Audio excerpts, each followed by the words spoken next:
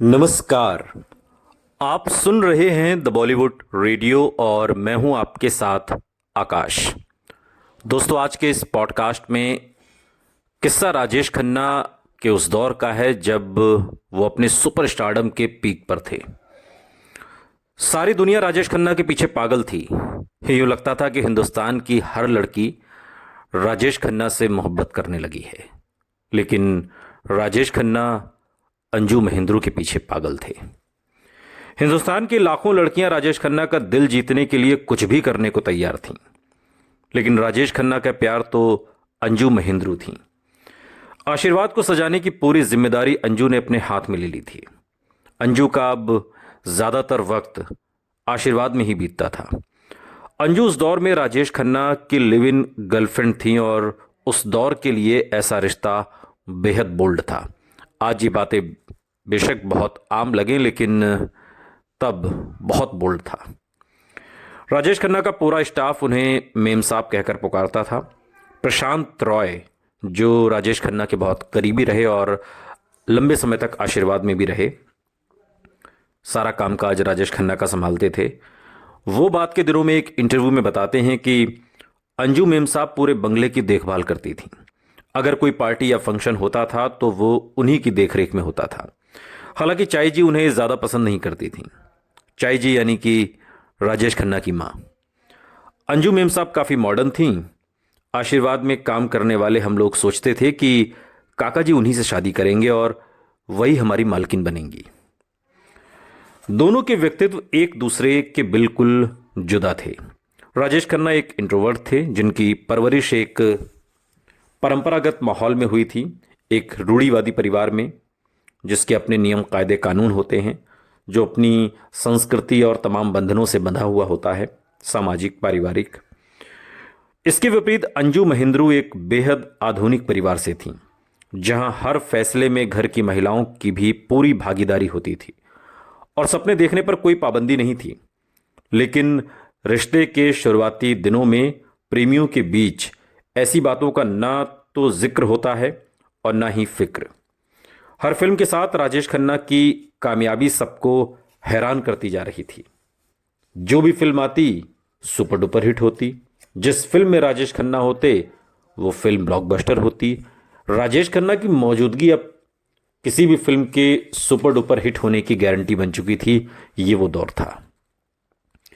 हो सकता है अंजू को ये बात परेशान कर रही हो कि खुद उनका करियर उनकी उम्मीद के मुताबिक आगे नहीं बढ़ रहा था, लेकिन राजेश खन्ना कभी भी नहीं चाहते थे कि उनकी होने वाली पत्नी फिल्मों में काम करे। बात के दिनों में यह आपने डिंपल कपाड़िया के साथ भी देखा। उनके पंजाबी परिवार में पुरुष काम करते थे और महिलाएं घर संभालती थी। बहुत ही रूढ़िवादी परिवार था। उन्होंने भी अपने जीवन साथी से ऐसी ही अपेक्षाएं थीं।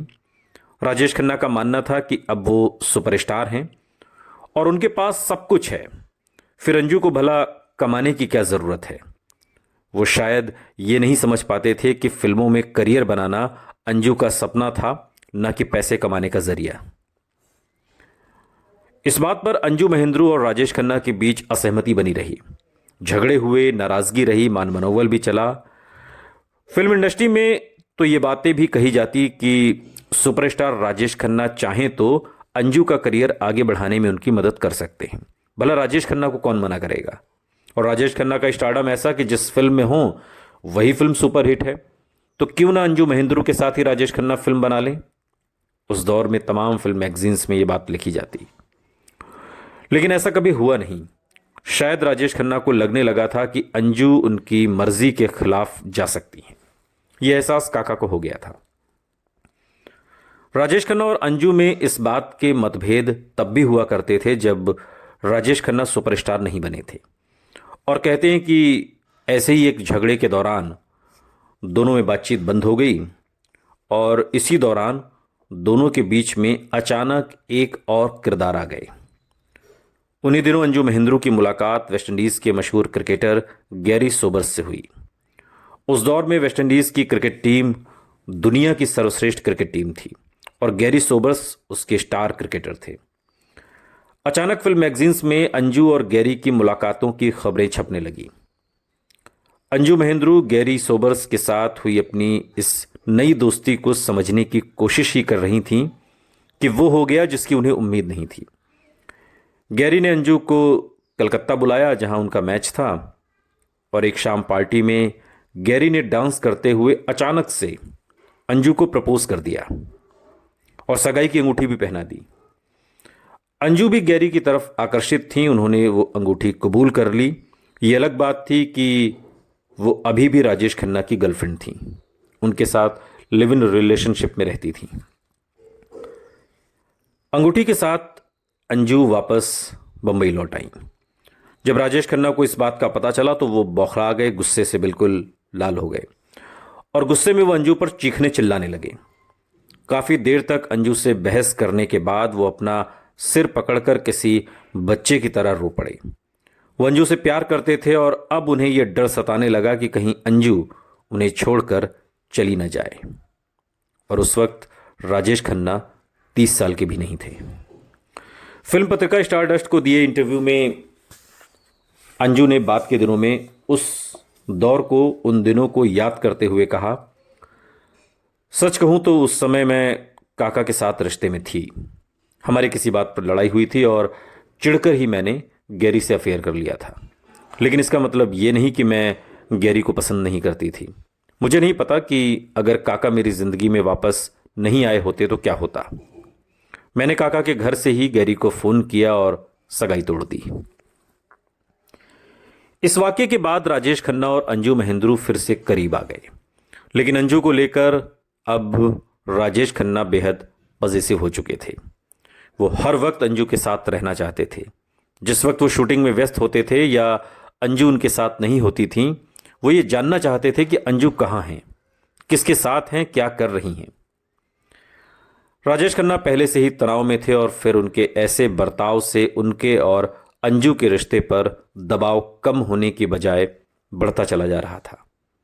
गैरी सोबर्स वाली इस घटना के बाद से राजेश खन्ना अब अंजू के आने जाने पर रोक लगाने लगे थे। अगर अंजू अपने दोस्तों के साथ एक शाम बिताना चाहती तो राजेश खन्ना को यह बिल्कुल भी अच्छा नहीं लगता था। इन दिनों को याद करते हुए बाद में अंजू महेंद्रू ने एक इंटरव्यू दिया और उस इंटरव्यू में बाद के दिनों में राजेश खन्ना की शादी के सालों बाद इस इंटरव्यू में उन्होंने कहा कि वो इतना ज़्यादा शक करने लगे थे कि मेरे घर पर फ़ोन करके ये पूछा करते थे कि मैं कहाँ पर हूँ, क्या कर रही हूँ। वो बस ये जानना चाहते थे कि मैं उनका इंतज़ार करती रहूँ। हमेशा जब वो आएँ तो मैं उनका इंतज़ार करती मिलूँ। राजेश खन्ना के कई करीबी लोग इस बात से इत्तेफाक रखते हैं कि दिल और दोस्ती से जुड़े मामलों में राजेश खन्ना बेहद भावुक इंसान थे। जब उन्हें इतनी बड़ी कामयाबी मिली उस समय उनकी उम्र भी बहुत ज़्यादा नहीं थी। उनके अंदर असुरक्षा की भावना थी और इमोशनली वो एक तरीके से परिपक्व नहीं हो पाए थे। वो ये बात समझ ही नहीं पाते थे कि करियर को अपने निजी रिश्तों से कैसे अलग रखा जाए। उनकी ज़िंदगी से जुड़ी हर बात को जैसे मीडिया और फैंस की जांच से गुजरना पड़ता था। स्टारडम की आंधी और रिश्तों के दबाव के सामने संतुलन बनाए रखना उनके लिए बहुत ज़्यादा मुश्किल हो रहा था। राजेश खन्ना इतनी तेजी से ऊपर गए कि जिंदगी की लगाम उन्हें अपने हाथों से छूटती हुई महसूस होने लगी। एक सुपरस्टार की जिंदगी सिर्फ उसकी अपनी नहीं रहती, कुछ हद तक उसके फैंस की भी हो जाती है। उस सुपरस्टारडम के गहरे नशे की गिरफ्त में आ चुके थे और वक्त के साथ कदम से कदम मिलाने के लिए उन्होंने शराब से दोस्ती कर ली। कामयाबी सुरूर के साथ महंगी शराब का नशा अब राजेश खन्ना की रोज की शामों का साथी बनता जा रहा था। हर शाम को राजेश खन्ना के बंगले में खन्ना दरबार सजाया जाता। यहां सुपरस्टारडम के साथ उनकी जिंदगी में आए कुछ नए दोस्त और चमचे बैठक जमाते थे। शराब की चुस्कियों के साथ राजेश खन्ना की तारीफ शुरू होती जो देर रात तक चलती। जी हुजूरी करने वाले यही लोग धीरे धीरे उन्हें हकीकत से किस कदर दूर ले गए, इसका अंदाज़ा शायद राजेश खन्ना को उस समय तो बिल्कुल नहीं हुआ। लेकिन उनके करीबी लोग, खासतौर से अंजू, ये सब कुछ देखती थीं। उनकी ज़िंदगी में भी बदलाव आया था। फिल्म इंडस्ट्री और मीडिया की नज़र में वो सिर्फ सुपरस्टार की गर्लफ्रेंड थी, इससे ज़्यादा कुछ नहीं। लेकिन इसका कोई फ़ायदा अंजू के फिल्मी करियर को नहीं मिला। राजेश खन्ना अपने करियर और चमचों में व्यस्त हुए तो अंजू ने भी दोस्तों और पार्टियों में समय काटना शुरू कर दिया। उस वक्त के बारे में अंजू ने बाद के दिनों में एक इंटरव्यू में बताया कि वो मुझ पर इल्ज़ाम लगाते थे कि मुझे अपनी पार्टियों और दोस्तों से फुर्सत नहीं, लेकिन जब भी मैं उनसे मिलने जाती थी तो वो अपने चमचों से घिरे रहते थे। मैंने उनसे कहा कि मुझे प्राइवेसी चाहिए, कम से कम जब मैं उनसे मिलने आऊं उस समय तो वो अपने चमचों को दूर रखें। लेकिन वो चमचे हमेशा उन्हें घेरे रहते थे। दरअसल राजेश खन्ना को उन चमचों की उस वक्त ज़रूरत थी, मुझे ऐसा लगता है आज। शायद अंजू का कहना सही भी था। राजेश खन्ना को वाकई उन लोगों की ज़रूरत थी जो हर वक्त बिना शर्त उनकी तारीफ करते रहे। उनके फैंस ने ऐसा किया और अपनी निजी ज़िंदगी में भी उन्हें ऐसी ही अपेक्षा रहने लगी। राजेश खन्ना के साथ काम कर चुके एक शख्स बाद के दिनों में एक इंटरव्यू में बताते हैं कि हो सकता है इसके पीछे उनके अतीत की घटनाएं रही हों। अपने घर में राजेश खन्ना को सब कुछ मिला था, अच्छा माहौल, बेहतरीन शिक्षा और ऐशो आराम। लेकिन क्या ऐसा हो सकता है कि नन्हे राजेश को, नन्हे जतिन को ये सवाल परेशान करता हो कि उसके वजूद को उसके अपने ही परिवार में स्वीकृति क्यों नहीं मिली? क्या कोई ऐसी घटना थी जिससे उसके भरोसे को चोट पहुंची थी? क्या वो ये भरोसा और स्वीकृति की को ही जिंदगी भर तलाशता रहा, अलग अलग जगहों पर, अलग अलग इंसानों पर? क्योंकि बड़े भाई साहब के बच्चे नहीं थे और राजेश खन्ना के माता पिता ने बड़े भाई साहब को, राजेश खन्ना को गोद दे दिया था। आखिरकार ये स्वीकृति राजेश खन्ना को अपने सुपरस्टारडम में मिली जब पूरा देश उनका दीवाना बन गया और वो जो भी करते वो स्टाइल बन जाता था। उन्हें इस बिना शर्त मिली पूर्ण स्वीकृति की आदत पड़ गई। लेकिन अपने फैंस के साथ उनका रिश्ता एक तरफा था। फैंस उनसे सवाल नहीं करते थे, ना ही उन्हें राय देते और ना ही उनकी बातों में गलतियां ढूंढते थे। वो बस उन्हें बेपनाह प्यार करते और उनकी हर अदा को अपनाते थे। अपनी निजी जिंदगी में भी शायद राजेश खन्ना ऐसा ही चाहते थे, मगर जिंदगी के निजी रिश्ते एक तरफा नहीं होते। राजेश खन्ना के इस दौर को कवर करने वाली एक वरिष्ठ पत्रकार बाद के दिनों में एक इंटरव्यू में बताती हैं कि सब जानते थे कि राजेश और अंजू का रिश्ता बुरे दौर से गुजर रहा है। लगभग हर महीने उनके ब्रेकअप से जुड़ी कोई ना कोई गॉसिप आती ही रहती थी। लेकिन शायद ऐसी खबरों को गलत साबित करने के लिए ही दोनों हाथों में हाथ लिए पार्टियों में नजर आ जाते थे। उन्हें देखकर लगता था जैसे दोनों प्यार में डूबे हुए हैं। हम समझ ही नहीं पाते थे कि किस बात पर यकीन करें।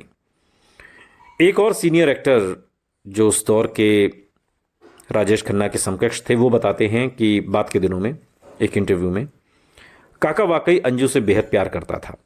उसने अंजू को एक बंगला तोहफे में दिया था। हम सबको यकीन था कि इन झगड़ों के बावजूद भी वो दोनों साथ ही रहेंगे, लेकिन ऐसा हुआ नहीं। और एक सुबह बंबई में जब खूब बारिश हुई, सेंट जोसेफ स्कूल में पढ़ने वाली एक 11 साल की एक गुजराती लड़की ने राजेश खन्ना की नई फिल्म देखने के लिए क्लास बंक कर दी। फिल्म के डायलॉग इस लड़की को जुबानी याद थे क्योंकि वो पहले भी 2 बार इस फिल्म को देख चुकी थी और अपने स्कूल की बहुत सी लड़कियों की तरह वो राजेश खन्ना की बहुत बड़ी फैन थी। जब तक फिल्म खत्म हुई, बारिश रुक चुकी थी। राजेश खन्ना के ख्यालों में खोई वो उनके बंगले आशीर्वाद की तरफ चलने लगी। गेट पर पहुंचकर उसने वहां खड़े गार्ड से कहा कि वो राजेश खन्ना की बहुत बड़ी फैन है, काका से मिलना चाहती है। बूढ़ा गार्ड मुस्कुरा दिया। वो अब तक ऐसे हजारों दीवाने फैंस देख चुका था जो उसके मालिक को देखने के लिए कुछ भी करने को तैयार थे। उसने लड़की से कहा, साहब घर पर नहीं है, पता नहीं कब तक वापस आएंगे, तुम जाओ यहां से। यह जवाब सुनकर भी लड़की वहां से गई नहीं। वो गेट की एक तरफ खड़ी हो गई।